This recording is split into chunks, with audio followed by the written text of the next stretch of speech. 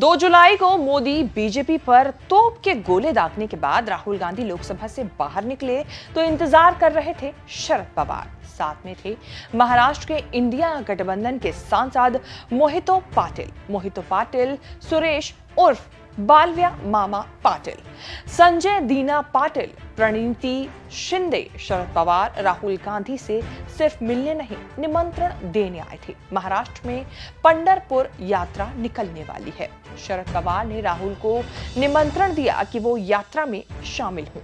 शरद पवार के कहने पर राहुल गांधी ने निमंत्रण स्वीकार कर लिया है। 14 जुलाई को राहुल गांधी महाराष्ट्र में पंढरपुर यात्रा के बहाने एक और पद यात्रा करेंगे।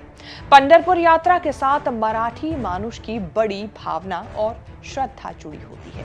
दिल्ली में महाराष्ट्र चुनाव के लिए बैठक में आए महाराष्ट्र कांग्रेस नेताओं ने भी राहुल को सलाह दी कि उन्हें पंढरपुर यात्रा में शामिल होना चाहिए।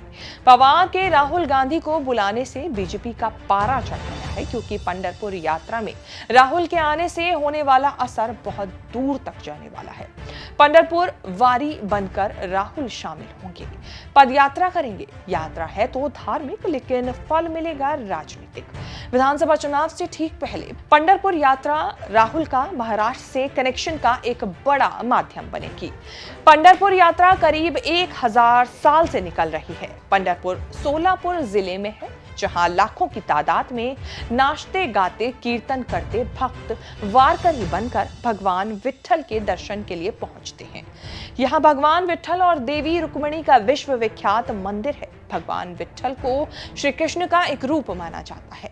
21 दिनों की पंढरपुर यात्रा पुणे के देहू आलांदी से शोलापुर के पंढरपुर तक होती है। 17वीं शताब्दी के संत तुकाराम की परंपरा के अनुयायी वारकरी संप्रदाय के लोग यह यात्रा निकालते हैं। पवार के कहने पर राहुल गांधी पहली बार इसी 250 किलोमीटर की पदयात्रा में शामिल होंगे। अभी पक्का नहीं कि राहुल कहां से कहां तक और कितनी दूर तक यात्रा में शामिल होंगे। महाराष्ट्र में कांग्रेस के चांस का अनुमान लगाकर ही राहुल गांधी ने भारत जोड़ो यात्रा का रोड मैप बनाया था। दोनों भारत जोड़ो यात्राएं महाराष्ट्र पहुंची। पहली भारत जोड़ो यात्रा महाराष्ट्र से गुजरी, दूसरी भारत जोड़ो न्याय यात्रा मणिपुर से शुरू होकर मुंबई में खत्म हुई थी। दोनों यात्राओं के जरिए बने कनेक्ट का फायदा ये हुआ कि लोकसभा चुनाव में कांग्रेस को बम्पर फायदा मिला।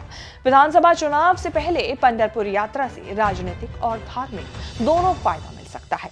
महाराष्ट्र में लोकसभा चुनाव जीतने के बाद महाराष्ट्र विकास अघाड़ी के हौसले आसमान छू रहे हैं। महाराष्ट्र में वो हुआ जिसकी उम्मीद किसी को नहीं थी। 2019 के चुनाव में जिस महाराष्ट्र में बीजेपी का एनडीए गठबंधन 48 में से 42 सीटें जीता था, वो 2024 में 17 पर लुढ़क गया।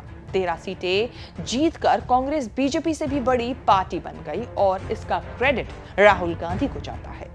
पंढरपुर यात्रा से महाराष्ट्र के राजनीतिक लोगों के कान खड़े हो जाते हैं। शिंदे सीएम बने तो उन्होंने वारकरियों के लिए बीमा पॉलिसी शुरू कर दी।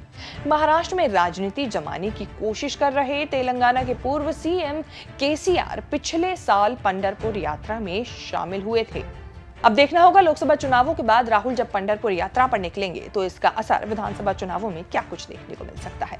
आपके हिसाब से क्या राय है, कमेंट करके जरूर बताएं। ये वीडियो आपको कैसी लगी ये भी बताना ना भूलें। इस तरह की खबरें आगे भी देखने के लिए आप बने रहें हमारे साथ।